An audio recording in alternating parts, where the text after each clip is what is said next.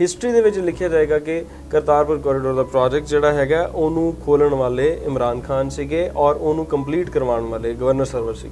ਹੁਣ ਇਹਨੂੰ ਤੁਸੀਂ ਚੇਂਜ ਕੋਈ ਵੀ ਨਹੀਂ ਕਰ ਸਕਦੇ, no one can change it.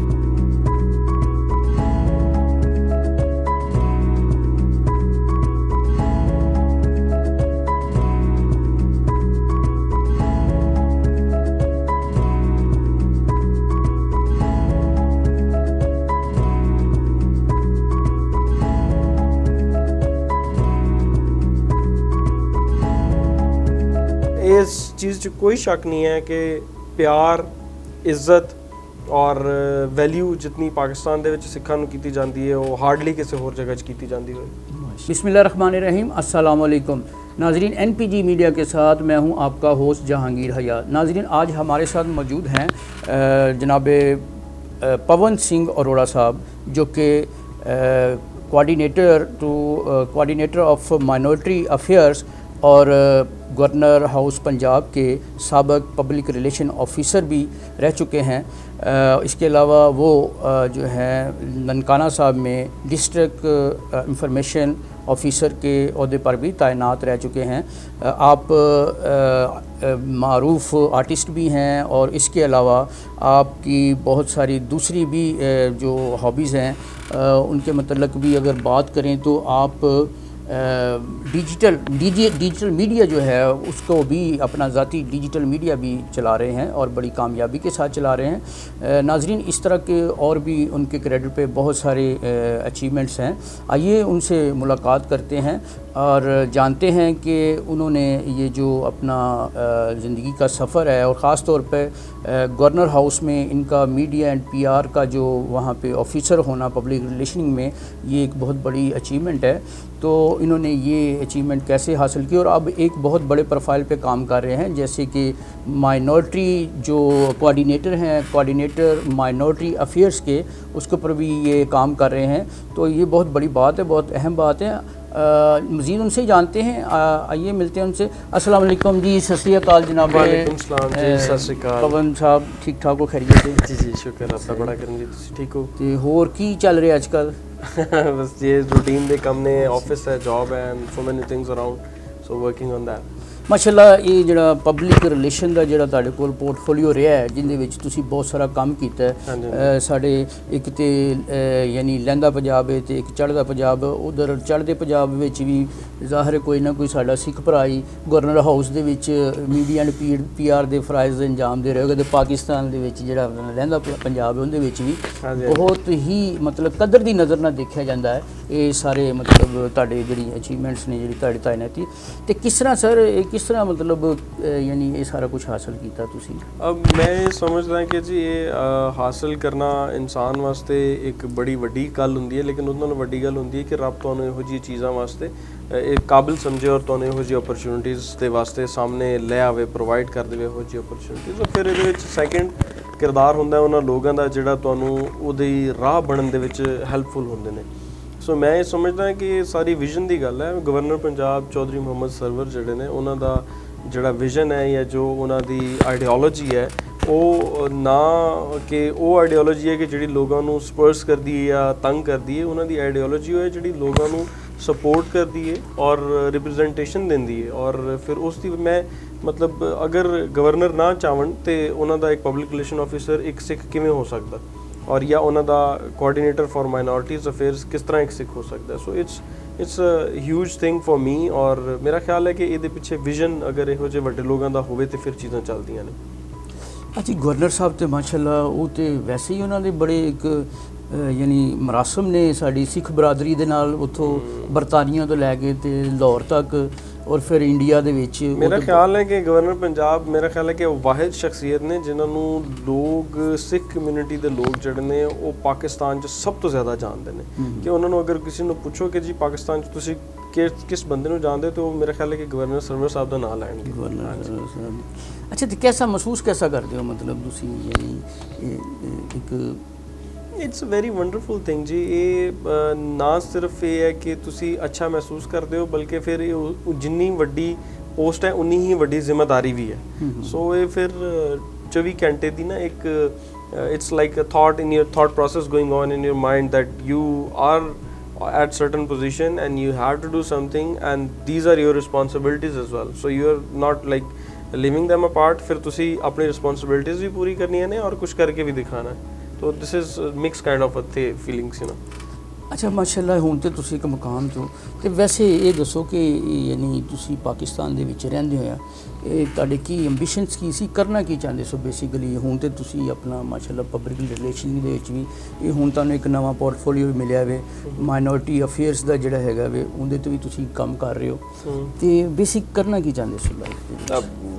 I think that ਕੋਈ ਐਸੇ specific hard and fast rules ਮੈਂ ਡਿਸਾਈਡ ਨਹੀਂ ਸਨ ਕੀਤੇ ਕਿ ਮੈਂ ਇਹ ਕਰਨਾ ਹੈਗਾ, but 2 things that I had on my mind is ਕਿ ਜਿਹੜੀ ਕਿ ਹੁਣ ਵੀ ਮੈਂ ਚਾਹੁੰਦਾ ਕਿ ਉਹਨਾਂ ਤੇ ਕੰਮ ਕੀਤਾ ਜਾਵੇ। ਇੱਕ ਹੈ ਕਿ ਤੁਸੀਂ ਆਪਣੀ ਕੰਟਰੀ ਨੂੰ ਜਿਹੜਾ ਹੈ ਉਹ ਰਿਪਰੈਜ਼ੈਂਟ ਕਰੋ।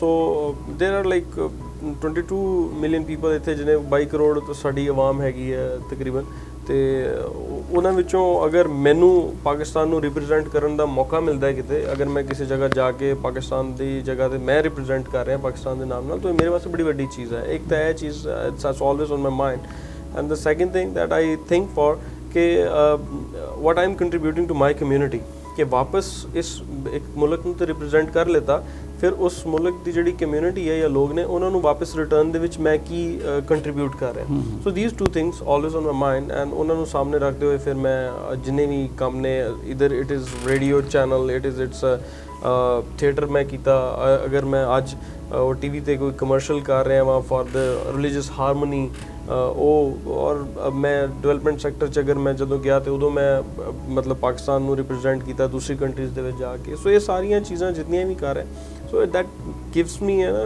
ਇੱਕ ਹੈਪੀਨੈਸ ਆਉਂਦੀ, ਇੱਕ ਫੀਲਿੰਗ ਆਉਂਦੀ ਹੈ ਕਿ ਯਾਰ ਅੱਛਾ ਚਲੋ ਆਮ ਡੂਇੰਗ ਸਮਥਿੰਗ ਗੁੱਡ। ਬੇਸ਼ੱਕ ਥੋੜਾ ਛੋਟਾ ਹੈ ਲੇਕਿਨ ਮੇਰੇ ਵਾਸਤੇ ਬਹੁਤ ਵੱਡਾ ਹੈ। ਮਾਸ਼ਾਅੱਲਾ ਜੀ। ਅੱਛਾ, ਤੁਸੀਂ ਮਤਲਬ ਪਬਲਿਕ ਰਿਲੇਸ਼ਨ ਦਾ ਜਿਹੜਾ ਸ਼ੋਭਾ ਹੈ ਉਹ ਬਹੁਤ ਹੀ ਮਤਲਬ ਸਮਝ ਲਓ ਕਿ ਸੈਂਸਿਟਿਵ ਕਿਸਮ ਦਾ ਹੁੰਦਾ ਵੇ, ਤੇ ਗਵਰਨਰ ਪੰਜਾਬ ਦਾ ਮਤਲਬ ਗਵਰਨਰ ਹਾਊਸ ਦਾ ਤੁਸੀਂ ਉਹ ਜਿਹੜਾ ਆਪਣਾ ਸਾਰਾ ਇੰਤਜ਼ਾਮ ਇੰਤਜ਼ਾਮ ਸੰਭਾਲਿਆ ਸੀ, ਤੇ ਇਹ ਤੋਂ ਪਹਿਲੇ ਮਤਲਬ ਕੀ ਸੀ ਹਾਲਾਤ, ਤੇ ਫਿਰ ਤੁਸੀਂ ਇਹਦੇ ਵਿੱਚ ਕੀ ਕੋਈ ਇਨੋਵੇਸ਼ਨਸ ਵਗੈਰਾ ਕੁਝ ਤੁਹਾਡੀ ਅਚੀਵਮੈਂਟਸ ਉਹਦੇ ਬਾਰੇ ਦੱਸੋ ਸਾਨੂੰ ਕੁਝ।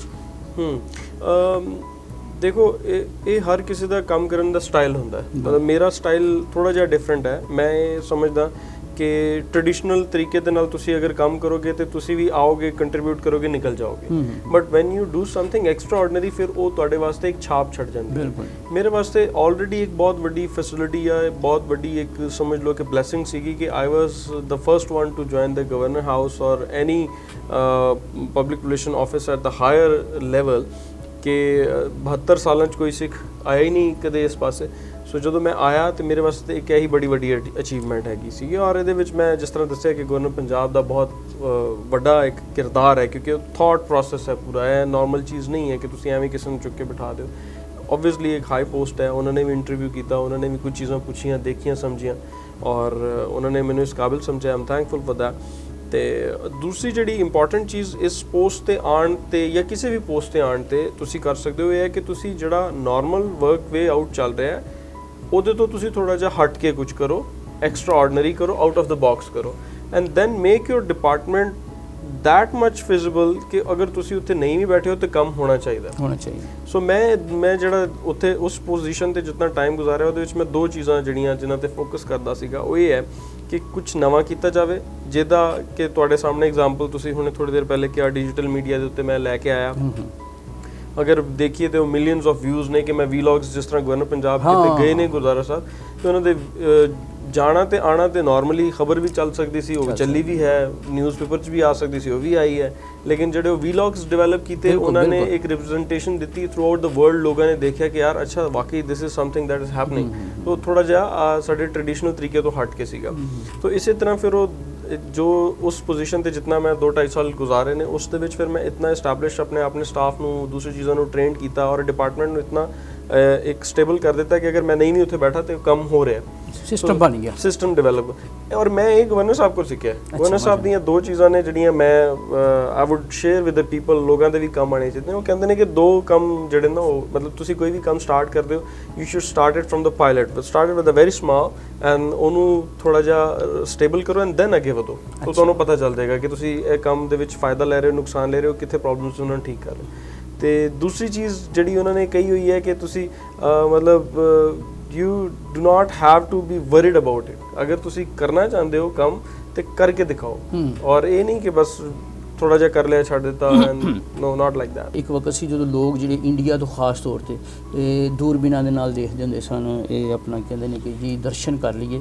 ਆਪ ਜੀ ਪੈਦਾ ਇੱਥੇ ਹੋਏ ਯਾਨੀ ਨਨਕਾਣਾ ਸਾਹਿਬ, ਤੇ ਉਹਨਾਂ ਦਾ ਫਿਰ ਜਿਹੜਾ ਆਖਰੀ ਰਸੂਮਾਤ ਉੱਥੇ ਹੋਈਆਂ, ਤੇ ਇਹਦੇ ਬਾਰੇ ਤੁਹਾਡਾ ਕੀ ਖਿਆਲ ਹੈ ਕਿ ਜਿਹੜਾ ਗਵਰਨਮੈਂਟ ਨੇ ਸਟੈਪ ਲਿਆ ਖਾਸ ਤੌਰ ਤੇ ਇਹਦੇ ਵਿੱਚ ਮੇਰਾ ਖਿਆਲ ਆਪਣੇ ਗਵਰਨਰ ਸਾਹਿਬ ਦਾ ਵੀ ਬੜਾ ਹੀ ਹੱਥ ਹੋਏਗਾ। ਬਹੁਤ ਬੇਸ਼ੱਕ ਜੀ, ਇਹ ਪੂਰੀ ਗਵਰਨਮੈਂਟ ਦਾ, ਔਰ ਮੇਰਾ ਖਿਆਲ ਹੈ ਕਿ ਇਸ ਮੌਜੂਦਾ ਗਵਰਨਮੈਂਟ ਦੇ ਅਗਰ ਕੁਝ ਤੁਸੀਂ ਕੰਮ ਗਿਣੋ ਤੇ ਉਹਨਾਂ ਵਿੱਚੋਂ ਸਭ ਤੋਂ ਟੌਪ ਤੇ ਜਾਂ ਟੌਪ ਮੋਸਟ ਦੇ ਉੱਤੇ ਕਰਤਾਰਪੁਰ ਸਾਹਿਬ ਦਾ ਪ੍ਰੋਜੈਕਟ ਆਉਂਦਾ ਹੈ, ਔਰ ਇਹ ਇੰਟਰਨੈਸ਼ਨਲ ਇੱਕ ਪ੍ਰੋਜੈਕਟ ਹੈਗਾ। ਇਹਦੀ ਆਈਡੀਓਲੋਜੀ ਟੋਟਲੀ ਗ੍ਰੇਟਰ ਲੈਵਲ ਦੇ ਉੱਤੇ ਹੈਗਾ, ਪ੍ਰੋਸਪੈਕਟਿਵ ਇਹਦਾ ਇੰਟਰਨੈਸ਼ਨਲ ਹੈ। Why? Because you are developing a corridor at the place ਜਿੱਥੇ ਤੁਸੀਂ 72 ਇਅਰਸ ਤੋਂ ਤੁਸੀਂ ਫਾਈਟ ਕਰ ਰਹੇ ਹੋ ਇੱਕ ਦੂਜੇ ਦੇ ਨਾਲ, ਔਰ ਤੁਸੀਂ ਉਸੇ ਦਰਮਿਆਨ ਇੱਕ ਜਗ੍ਹਾ ਬਣਾ ਦਿੰਦੇ ਹੋ ਜਿੱਥੇ ਤੁਸੀਂ ਦੋਵੇਂ ਆ ਕੇ ਰਲ ਮਿਲ ਕੇ ਬੈਠ ਸਕਦੇ ਹੋ। So this is not a small thing, it's a posture of peace, gesture of peace. ਤੇ ਇਹ ਜਿਹੜਾ ਪੀਸ ਦਾ ਜਿਹੜਾ ਪੈਗਾਮ ਹੈ, ਇਹ ਕਿਸੇ ਨੂੰ ਦੇਣਾ ਆਪਣੇ ਆਪ 'ਚ ਇੱਕ ਬੜੀ ਵੱਡੀ ਬਹਾਦਰੀ ਹੁੰਦੀ ਹੈ, ਕਿਉਂਕਿ ਸਮਟਾਈਮਸ ਇਹ ਸੋਚਿਆ ਜਾਂਦਾ ਹੈ ਕਿ ਜਿਸ ਤਰ੍ਹਾਂ ਤੁਸੀਂ ਸਰੈਂਡਰ ਕਰ ਰਹੇ ਹੋ ਜਾਂ ਜਿਸ ਤਰ੍ਹਾਂ ਤੁਸੀਂ ਹਾਰ ਗਏ ਹੋ, ਡਰ ਗਏ ਹੋ। It's not like that. ਤੁਸੀਂ ਇਹ ਪੀਸ ਦਾ ਜੈਸਚਰ ਦੇ ਕੇ ਨਾ ਸਿਰਫ ਤੁਸੀਂ ਇਸ ਵਿਜ਼ਨ ਨੂੰ ਪ੍ਰਮੋਟ ਕਰ ਦਿੱਤਾ, ਪੀਸ ਦੇ ਵਿਜ਼ਨ ਨੂੰ, ਬਲਕਿ you won the hearts of millions of people living across the globe. So ਦੁਨੀਆ 'ਚ ਜਿੱਥੇ ਵੀ ਸਿੱਖ ਹੈ ਅੱਜ ਉਹ ਪਾਕਿਸਤਾਨ ਦੀ ਗਵਰਨਮੈਂਟ ਦਾ ਥੈਂਕਫੁਲ ਹੈ, ਉਹ ਸ਼ੁਕਰੀਆ ਅਦਾ ਕਰਦਾ ਹੈ, ਨਾਲ ਹੀ ਨਾਲ ਉਹ ਦੁਆ ਵੀ ਕਰਦਾ ਉਹਨਾਂ ਵਾਸਤੇ ਜਿਨ੍ਹਾਂ ਨੇ ਇਸ ਕੰਮ ਦੇ ਵਿੱਚ ਹੱਥ ਪਾਇਆ। ਦੇਖੋ ਰੱਬ ਨੇ ਕਿਸੇ ਨਾ ਕਿਸੇ ਕੋਲੋਂ ਖਿਦਮਤ ਲੈਣੀ ਹੁੰਦੀ, ਉਹ ਜਿਹਦੇ ਕੋਲੋਂ ਵੀ ਲੈ ਲਵੇ, ਇਹ ਰੱਬ ਦੀ ਖਾਨ ਸਾਹਿਬ ਦਾ ਤਾਂ ਬੜਾ ਜ਼ਿਕਰ ਹੁੰਦਾ ਹੋਏਗਾ ਤੁਹਾਡੇ ਸ਼ੱਕ ਹੁੰਦਾ। Is like one of the prominent personalities as well in the Sikh community, ਕਿ ਜੀ ਉਹਨਾਂ ਨੂੰ ਸਮਝਿਆ ਜਾਂਦਾ ਹੈ ਕਿ he has done something remarkable, ਜਿਹੜਾ ਕਿਸੇ ਨੇ ਉਹਨਾਂ ਵਾਸਤੇ ਨਹੀਂ ਕੀਤਾ ਉਹਨਾਂ ਨੇ ਕੀਤਾ। ਪਾਸਟ 'ਚ ਵੀ ਚੀਜ਼ਾਂ ਹੋਈਆਂ, ਹਾਲੇ ਵੀ ਹੋ ਰਹੀਆਂ ਨੇ, ਆਇੰਦਾ ਵੀ ਹੋਣਗੀਆਂ, ਲੇਕਿਨ ਹਿਸਟਰੀ ਦੇ ਵਿੱਚ ਲਿਖਿਆ ਜਾਏਗਾ ਕਿ ਕਰਤਾਰਪੁਰ ਕੋਰੀਡੋਰ ਦਾ ਪ੍ਰੋਜੈਕਟ ਜਿਹੜਾ ਹੈਗਾ ਉਹਨੂੰ ਖੋਲ੍ਹਣ ਵਾਲੇ ਇਮਰਾਨ ਖਾਨ ਸੀਗੇ, ਔਰ ਉਹਨੂੰ ਕੰਪਲੀਟ ਕਰਵਾਉਣ ਵਾਲੇ ਗਵਰਨਰ ਸਰਵਰ ਸੀ। ਹੁਣ ਇਹਨੂੰ ਤੁਸੀਂ ਚੇਂਜ ਕੋਈ ਵੀ ਨਹੀਂ ਕਰ ਸਕਦੇ, no one can change it. ਅੱਛਾ, ਫਿਰ ਇਹ ਜਿਹੜਾ ਪੀਸ ਕੋਰੀਡੋਰ ਵੀ ਇਹਨੂੰ ਕਿਹਾ ਗਿਆ। ਅੱਛਾ, ਸੋ ਪੀਸ ਜਿਹੜਾ ਹੈ ਇਹ ਬੜੀ ਵੱਡੀ ਚੀਜ਼ ਹੈ ਅੱਜ ਦੇ ਦੌਰ ਦੇ ਵਿੱਚ। ਅਗਰ ਤੁਸੀਂ UN ਦੇ ਵੀ ਵੱਡੇ ਦੇਖ ਲਓ ਕੰਮ ਜਿਹੜੇ ਉਹ ਕਰਨਾ ਚਾਹੁੰਦੇ ਨੇ, ਤੇ ਉਹ ਪੀਸ ਦੇ ਉੱਤੇ ਕੰਮ ਕਰਨਾ ਚਾਹੁੰਦੇ ਨੇ, ਕਰਦੇ ਨਹੀਂ ਕਰਦੇ ਉਹ that's a different story, but peace is very important. So ਇਹ ਪਾਕਿਸਤਾਨ ਦੀ ਜਿਹੜੀ ਗਵਰਨਮੈਂਟ ਨੇ ਜਿਹੜਾ ਕੰਮ ਕੀਤਾ ਹੈਗਾ, ਇਹ ਦਿਸ ਇਜ਼ ਰਿਮਾਰਕੇਬਲ, ਐਂਡ ਇਹਦਾ ਕੰਪੈਰੀਜ਼ਨ ਤੁਸੀਂ ਕਿਸੇ ਹੋਰ ਚੀਜ਼ ਨਾਲ ਕਰ ਹੀ ਨਹੀਂ ਸਕਦੇ, ਬਿਕਾਜ਼ ਇਹੋ ਜਿਹੀ ਨਾ ਪਹਿਲੇ ਐਗਜ਼ਾਮਪਲ ਸੀ, ਔਰ ਮੈਨੂੰ ਨਹੀਂ ਨੀਅਰ ਫਿਊਚਰ ਦੇ ਵਿੱਚ ਕੋਈ ਚੀਜ਼ ਇਹੋ ਜਿਹੀ ਹੁੰਦੀ ਨਜ਼ਰ ਆਉਂਦੀ। ਮਾਸ਼ਾਅੱਲਾ, ਯਾਨੀ ਇਹ ਇੱਕ ਬਹੁਤ ਹੀ ਵੱਡੀ ਤੁਹਾਡੇ ਮੁਤਾਬਕ, ਔਰ ਦੋਸਤ ਵੀ ਜਿਹੜੇ ਤੁਹਾਡੇ ਮਿਲਦੇ ਹੋਣਗੇ ਉਹਨਾਂ ਦੇ ਵੀ ਕੋਈ ਤਸਰਾਤ ਤੁਹਾਨੂੰ ਪਹੁੰਚਦੀ ਹੋਣਗੇ? ਹਾਂ, ਲਾਟ ਆਫ ਪੀਪਲ ਇੰਡੀਆ ਦੇ ਵਿੱਚ, ਜਿਸ ਤਰ੍ਹਾਂ ਬਹੁਤ ਸਾਰੇ ਲੋਕ ਨੇ, ਉਹ ਸੋਸ਼ਲ ਮੀਡੀਆ ਦਾ ਤੇ ਦੌਰ ਹੈ ਹੁਣ, ਤੇ ਸਾਰੇ ਰਿਵਿਊਜ਼ ਪੜ੍ਹਦੇ ਨੇ, ਬਲਕਿ ਕੋਈ ਵੀ ਖੋਲ ਕੇ ਦੇਖ ਕੇ ਪੜ੍ਹ ਸਕਦਾ। YouTube ਦੇ ਉੱਤੇ ਵੀਡੀਓਜ਼ ਪਈਆਂ ਨੇ, ਲੋਕ ਰੋਂਦੇ ਨੇ, ਲੋਕ ਤਰਸਦੇ ਨੇ, ਦੇ ਆਰ ਲਾਈਕ ਕਿ ਜੀ ਸਾਨੂੰ, ਅਸੀਂ ਥੈਂਕਫੁਲ ਹਾਂ, ਅਸੀਂ ਸ਼ੁਕਰੀਆ ਨਹੀਂ ਅਦਾ ਕਰ ਸਕਦੇ, ਵਰਡਸ ਨਹੀਂ ਹੈਗੇ। ਤੁਸੀਂ ਵੀਡੀਓਜ਼ ਦੇਖੋ, ਲੋਕਾਂ ਦੇ ਵਿਊਜ਼ ਦੇਖੋ ਉਹਨਾਂ ਦੇ, ਉਹ they are like they are in love with Pakistan. Sikh community ਜਿਹੜੀ ਹੈ ਨਾ, ਉਹ ਇਸ ਟਾਈਮ ਮੁਹੱਬਤ ਕਰਦੀ ਹੈ ਪਾਕਿਸਤਾਨ ਨਾਲ। ਦੇਖੋ ਜੀ, ਬਾਬਾ ਜੀ ਗੁਰੂ ਨਾਨਕ ਸਾਹਿਬ ਦਾ ਵੀ ਤੇ ਇਹੀ ਪੈਗਾਮ ਸੀ ਨਾ। ਉਹ ਤੇ ਵੈਸੇ ਹੀ ਸਾਡੇ ਮੱਕੇ ਮਦੀਨੇ ਜਦੋਂ ਗਏ ਸੀ, ਤੁਹਾਨੂੰ ਪਤਾ, ਤੇ ਉੱਥੇ ਉਹਨਾਂ ਨੇ ਕਿਹਾ ਜੀ ਇੱਧਰ ਲੱਤਾਂ ਨਾ ਕਰੋ, ਇੱਧਰ ਜਨਾਬ ਘਰ ਹੈ ਆਪਣਾ ਕਾਬਾ ਸ਼ਰੀਫ, ਤੇ ਉਹਨਾਂ ਨੇ ਕਿਹਾ ਫਿਰ ਉੱਧਰ ਕਰਦੇ ਜਿੱਧਰ ਰੱਬ ਨਹੀਂ ਹੈ। ਉਹ ਫਿਰ ਜਦੋਂ ਉਹਨਾਂ ਨੇ ਕੀਤਾ ਤੇ ਫਿਰ ਉਹ ਜਿੱਧਰ ਕਰੇ, ਲੱਤਾਂ ਜਿੱਧਰ ਕਰਨ, ਉਧਰ ਹੀ ਰੱਬ ਦਾ ਜਿਹੜਾ ਕ੍ਰਿਸ਼ਮਾ ਨਜ਼ਰ ਆਵੇ। ਤੁਹਾਨੂੰ I will give you a very beautiful example. ਮੈਂ ਕਰਤਾਰਪੁਰ ਓਪਨਿੰਗ ਜਿਹੜਾ ਦਿਨ ਸੀਗਾ, ਸ਼ਾਮ ਨੂੰ ਮੈਂ ਉੱਥੇ ਹੀ ਸੀਗਾ, ਮੈਂ ਲੇਟ ਆਇਆ ਸੀ ਉਤੋਂ, and I recorded a video there. ਉਹ ਵੀਡੀਓ ਮੇਰੀ ਨਾ ਸਿਰਫ ਇੰਡੀਅਨ ਚੈਨਲਸ ਨੇ ਚਲਾਈ, ਬਲਕਿ ਥਰੂ ਆਊਟ ਦ ਵਰਲਡ ਲੋਕਾਂ ਨੇ ਦੇਖੀ, ਔਰ ਲੋਕਾਂ ਨੇ ਬੜਾ ਇੱਕ ਖੁਸ਼ੀ ਦਾ ਇਜ਼ਹਾਰ ਕੀਤਾ ਕਿ ਸ਼ਾਮ ਦੇ ਟਾਈਮ, ਪਹਿਲਾ ਦਿਨ ਹੈ ਜਿਸ ਦਿਨ ਕਰਤਾਰਪੁਰ ਸਾਹਿਬ ਖੋਲ੍ਹਿਆ ਗਿਆ ਗੁਰਦੁਆਰਾ, ਉਸ ਦਿਨ ਸ਼ਾਮ ਦੇ ਟਾਈਮ ਉੱਥੇ ਇਬਾਦਤ ਹੋ ਰਹੀ ਸੀ, ਔਰ ਕੋਰੀਡੋਰਸ ਦੇ ਵਿੱਚ ਜਿਹੜੇ ਬਰਾਮਦੇ ਬਣੇ ਨੇ ਉਹਦੇ ਵਿੱਚ ਮੇਰੇ ਮੁਸਲਮਾਨ ਭਰਾ ਦੋ ਬੈਠੇ ਸਨ। ਇੱਕ ਪਾਸੇ ਨਮਾਜ਼ ਪੜ੍ਹ ਰਹੇ ਸੀ, ਦੂਜਾ ਦੂਸਰੇ ਕੋਨੇ 'ਚ। ਮੈਂ ਇੱਕ ਕੋਰਨਰ 'ਚ ਗਿਆ, ਉੱਥੇ ਵੀ ਨਮਾਜ਼ ਪੜ੍ਹ ਰਹੇ ਸੀ, ਦੂਜੇ ਕੋਰਨਰ 'ਚ ਗਿਆ, ਉੱਥੇ ਵੀ ਨਮਾਜ਼ ਪੜ੍ਹ ਰਹੇ ਸੀ। ਸੋ ਤੁਸੀਂ ਦੇਖੋ ਕਿੰਨਾ ਬਿਊਟੀਫੁਲ ਮੈਸੇਜ ਹੈ ਪੀਸ ਦਾ, ਕਿ ਇੱਕ ਰੱਬ ਦਾ ਘਰ ਹੀ ਹੈ ਨਾ, ਉੱਥੇ ਤੁਸੀਂ ਨਮਾਜ਼ ਪੜ੍ਹੋ, ਇਬਾਦਤ ਕਰੋ ਜਿਸ ਤਰੀਕੇ ਨਾਲ ਵੀ ਮਰਜ਼ੀ, ਲੇਕਿਨ ਤੁਸੀਂ ਰੱਬ ਨੂੰ ਯਾਦ ਕਰ ਰਹੇ ਹੋ। ਔਰ ਖੂਬਸੂਰਤੀ ਇਹ ਹੈ ਕਿ ਨਾ ਤੁਸੀਂ ਕਿਸੇ ਨੂੰ ਕੁਝ ਕਹਿ ਰਹੇ, ਨਾ ਤੁਹਾਨੂੰ ਕੋਈ ਕੁਝ ਕਹਿ ਰਿਹਾ।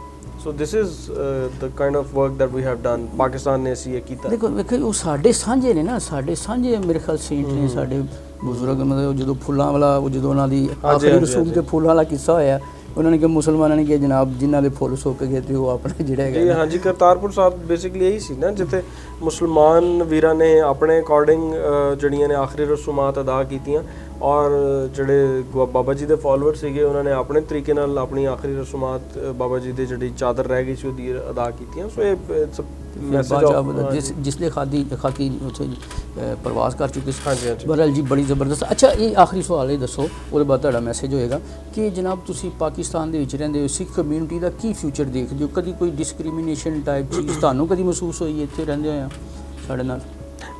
ਕਿਉਂ ਨਹੀਂ ਹੁੰਦੀਆਂ ਨੇ ਚੀਜ਼ਾਂ। ਇਫ ਆਈ ਵੁੱਡ ਸੇ ਕਿ ਜੀ ਨਹੀਂ ਮੈਂ ਹਰ ਚੀਜ਼ ਓਕੇ ਜ਼ਬਰਦਸਤ, ਉਹ ਝੂਠ ਹੁੰਦਾ, ਝੂਠ ਨਹੀਂ ਬੋਲਣਾ ਚਾਹੀਦਾ।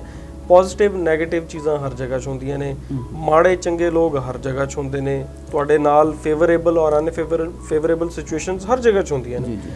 ਮੈਟਰ ਇਹ ਕਰਦਾ ਕਿ ਤੁਸੀਂ ਕੀ ਥਾਟ ਰੱਖਦੇ ਹੋ। ਮੈਂ ਇਹ ਥਾਟ ਰੱਖਦਾ ਕਿ ਜਿਹੜੀਆਂ ਨੈਗੇਟਿਵ ਚੀਜ਼ਾਂ ਨੇ ਵੈਲਿਊ ਹੀ ਨਹੀਂ ਕਰਦੀਆਂ, ਇਹਨਾਂ ਦੀ ਪੋਜੀਸ਼ਨ ਹੀ ਨਹੀਂ ਹੈ, ਇਹਨਾਂ ਦੀ ਕੋਈ ਔਕਾਤ ਹੀ ਨਹੀਂ ਹੈ ਕਿ ਤੁਸੀਂ ਪੋਜ਼ਿਟਿਵ ਚੀਜ਼ਾਂ ਨੂੰ ਦੇਖੋ। ਸੋ ਮੇਰਾ ਇਹੋ ਜਿਹਾ ਕਰਨ ਦੇ ਨਾਲ ਮੈਨੂੰ ਇਹ ਹੁੰਦਾ ਕਿ ਫਾਇਦਾ ਹੁੰਦਾ ਕਿ ਮੈਂ ਅੱਗੇ ਵੱਧਦਾ ਜਾਂਦਾ। ਸੋ ਅਗਰ ਤੁਸੀਂ ਨੈਗੇਟਿਵ ਚੀਜ਼ਾਂ ਦੇ ਵਿੱਚ ਫਸੇ ਰਹੋਗੇ ਫਿਰ ਤੁਸੀਂ ਕਦੇ ਅੱਗੇ ਨਹੀਂ ਵੱਧ ਸਕਦੇ। ਸੋ ਇਹ ਇੱਕ ਚੀਜ਼ ਜਿਹੜੀ ਮੈਂ ਲਰਨ ਕੀਤੀ ਹੈ ਉਹ ਇਹ ਹੈ ਕਿ ਤੁਸੀਂ ਆਪਣੇ ਪਰਪਸ ਨੂੰ ਸਰਵ ਕਰਦੇ ਜਾਓ, ਬਾਕੀ ਰੱਬ ਹੈਲਪ ਕਰਦਾ। ਔਰ ਇਸ ਚੀਜ਼ 'ਚ ਕੋਈ ਸ਼ੱਕ ਨਹੀਂ ਹੈ ਕਿ ਪਿਆਰ, ਇੱਜ਼ਤ ਔਰ ਵੈਲਿਊ ਜਿਤਨੀ ਪਾਕਿਸਤਾਨ ਦੇ ਵਿੱਚ ਸਿੱਖਾਂ ਨੂੰ ਕੀਤੀ ਜਾਂਦੀ ਹੈ ਉਹ ਹਾਰਡਲੀ ਕਿਸੇ ਹੋਰ ਜਗ੍ਹਾ 'ਚ ਕੀਤੀ ਜਾਂਦੀ ਹੋਏ। ਮਾਸ਼ਾਅੱਲਾ। ਤੇ ਫਿਊਚਰ ਕੀ ਦੇਖਦੇ ਹੋ? ਫਿਊਚਰ ਜੀ ਕਿਸੇ ਵੀ ਕੌਮ ਦਾ ਫਿਊਚਰ ਹੈਗਾ ਸਿਰਫ ਐਜੂਕੇਸ਼ਨ। ਅਗਰ ਤੁਸੀਂ ਐਜੂਕੇਟਡ ਹੋ you can grow further and foster. ਅਗਰ ਤੁਸੀਂ ਐਜੂਕੇਸ਼ਨ ਨੂੰ ਹੱਥ ਨਹੀਂ ਲਾਣਾ, ਅਗਰ ਤੁਸੀਂ ਐਜੂਕੇਸ਼ਨ ਨੂੰ ਨਾਲ ਨਹੀਂ ਲੈ ਕੇ ਚੱਲਣਾ ਜਾਂ ਤੁਸੀਂ ਆਪਣੇ ਆਪ ਦੀ ਗਰੂਮਿੰਗ ਨਹੀਂ ਕਰਨੀ, ਗਰੋਥ ਨਹੀਂ ਕਰਨੀ, then it's very difficult for. ਦੇਖੋ like see I'll give you an example. ਅਗਰ ਗਵਰਨਮੈਂਟ ਤੁਹਾਨੂੰ 5% ਕੋਟਾ ਦੇ ਦਿੰਦੀ ਹੈ ਕਿ ਜੀ ਤੁਸੀਂ ਆਓ ਆ ਕੇ ਸਰਵ ਕਰੋ, ਲੇਕਿਨ ਅਗਰ ਤੁਸੀਂ ਪੜ੍ਹਦੇ ਹੀ ਨਹੀਂ ਤੇ ਤੁਸੀਂ ਅੱਗੇ ਆ ਕੇ ਕੀ ਕਰੋਗੇ? So that's the problem. ਤਾਂ ਅਗਰ ਤੁਸੀਂ ਆਪ ਪੜ੍ਹੋਗੇ, ਥੋੜ੍ਹਾ ਜਿਹਾ ਆਪਣੇ ਆਪ ਨੂੰ ਇਸ ਕਾਬਲ ਬਣਾਓਗੇ ਤੇ ਫਿਰ ਹਰ ਬੰਦੇ ਦੀ ਇੱਕ ਮਜਬੂਰੀ ਹੁੰਦੀ ਹੈ ਕਿ ਉਹਨੂੰ ਟੈਲੈਂਟਡ ਲੋਕ ਚਾਹੀਦੇ ਹੁੰਦੇ ਨੇ। ਸੋ ਅਗਰ ਤੁਹਾਡੇ 'ਚ ਕੋਈ ਟੈਲੈਂਟ ਹੈ ਤੇ ਤੁਸੀਂ ਲੋਕਾਂ ਦੀ ਮਜਬੂਰੀ ਹੋ। ਇੱਕ ਚੀਜ਼ ਹੈ ਇਹ ਇਸ ਤਰ੍ਹਾਂ ਫਿਊਚਰ ਬਣੇਗਾ, ਡਿਵੈਲਪ ਹੋਏਗਾ। ਔਰ ਇੰਪੋਰਟੈਂਟ ਚੀਜ਼ ਇਹ ਹੈ ਕਿ ਤੁਸੀਂ ਉਸ ਚੀਜ਼ ਨੂੰ ਐਕਸੈਪਟ ਕਿਸ ਹੱਦ ਤੱਕ ਕਰਦੇ ਹੋ।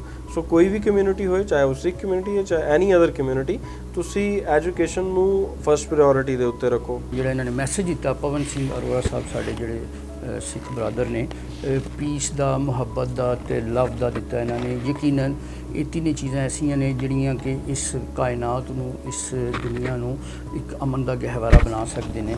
ਤੇ ਨਾਜ਼ਰੀਨ ਇਸੇ ਮੈਸੇਜ ਦੇ ਨਾਲ ਮੈਂ ਤੁਹਾਡੇ ਕੋਲੋਂ ਤੁਹਾਡਾ ਹੋਸਟ ਜਹਾਂਗੀਰ ਆਜ਼ਾਦ ਇਜਾਜ਼ਤ ਚਾਹਾਂਗਾ ਤੇ ਇੱਕ ਹੋਰ ਨਵੇਂ ਪ੍ਰੋਗਰਾਮ ਨਾਲ ਤੁਹਾਡੀ ਖਿਦਮਤ ਵਿੱਚ ਦੁਬਾਰਾ ਹਾਜ਼ਰ ਹੋਵਾਂਗੇ। ਜੀ ਇਸੇ ਦੇ ਨਾਲ ਮੈਂ ਤੁਹਾਡੇ ਕੋਲ ਇਜਾਜ਼ਤ ਚਾਹਾਂਗਾ। ਅੱਲਾਹ ਹਾਫਿਜ਼।